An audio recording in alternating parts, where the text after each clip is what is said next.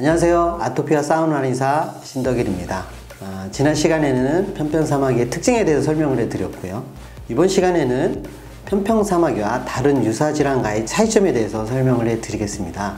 이 점이 중요한 이유가 있는데요. 편평사마귀는 다른 질환과 다르게 바이러스성 질환이기 때문에 치료 방법이 전혀 다르고요. 감염과 전염이 되기 때문에 그 차이점을 잘 알아야 우리가 쉽게 대처를 할 수 있습니다. 자, 그럼 이제부터 편평사마귀와 유사질환의 구별법에 대해서 설명을 해드리겠습니다. 자, 제일 먼저 검버섯하고 기미를 보겠는데요.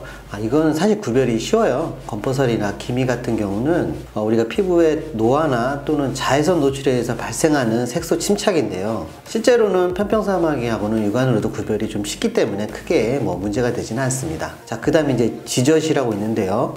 지젖은 눈이나 겨드랑이 이렇게 이제 피부가 이렇게 접히는 부위에 아주 작은 혹처럼 생기는 질환인데, 지젖이란 단어 그대로 이게 혹이 약간 매달려 있는 모습이에요. 약간 말랑말랑하고 살이 붙어 있는 모양이기 때문에 감별이 어렵지는 않습니다. 그 원인은 노화나 또는 갑자기 체중이 증가했거나 또는 임신 중에 이 지젖이 잘 생깁니다. 좁쌀 여드름에 대해서 살펴보겠습니다. 좁쌀 여드름은 모양이 편평사마귀와 실제로 많이 비슷한데 피지가 있으므로 짜면 없어집니다. 그리고 이 좁쌀 여드름은 이렇게 표면이 볼록하게 올라와 있는 경우가 대부분입니다. 하지만은 이렇게 육안으로 구별하기가 쉽지만은 않기 때문에 본인이 구별을 하면 좋겠지만 고민하지 마시고 건드리지 마시고 바로 상담을 받아보시기 바랍니다. 자, 그 다음에 비립종이라고 있는데요. 피지가 이렇게 약간 좁쌀처럼 뭉쳐서 주머니 속에 있다고 보시면 되는데, 쉽게 말해서 알갱이가 피부 속에 있는 것으로 니들이나 메스 같은 걸로 그 알갱이를 싸고 있는 피부막을 이렇게 딱 커팅을 하면 속에 노란 알갱이가 나옵니다. 이건 특별히 문제가 되지 않고 구별도 쉽기 때문에 가볍게 제거하시면 되겠습니다. 그 다음에 모낭염이 있는데, 모낭염은 이 세균이 모공으로 침투해서 염증과 물집이 생기는 걸 우리가 모낭염이라 하는데, 약간 노란 진물이 같이 나옵니다. 이것도 편평사마귀와 구별하는지는 어렵지는 않습니다.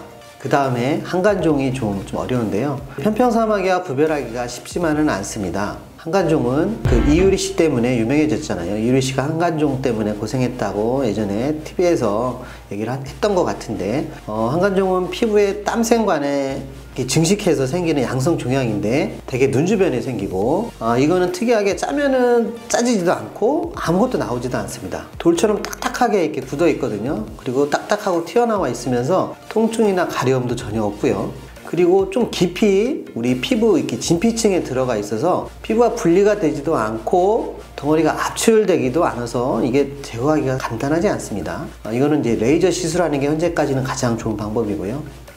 정리를 하면은 편평사마귀는 바이러스에 감염된 질환이고요. 그 다음에 이제 모낭염 같은 경우는 세균에 감염된 질환이고, 한간종은 땀샘의 문제로 생기고, 비립종 여드름은 둘 다 피지의 문제로 생기고요. 그리고 피부 노화나 또는 이상현상으로 생기는 지젖, 기미, 검버섯 등이 있습니다.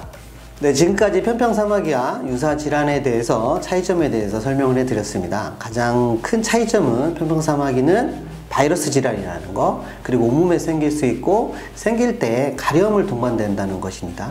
제가 한의원에서 편평사마귀 환자들을 치료를 하다 보면요, 어떤 잘못된 정보로 인해서 또는 치료 시기를 놓쳐서 좀 증상이 심하게 돼서 오는 경우가 있습니다.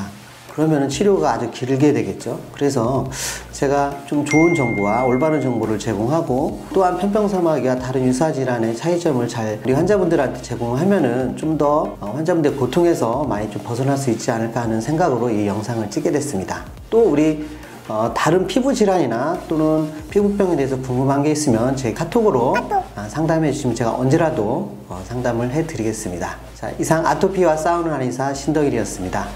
구독과 추천 부탁드립니다.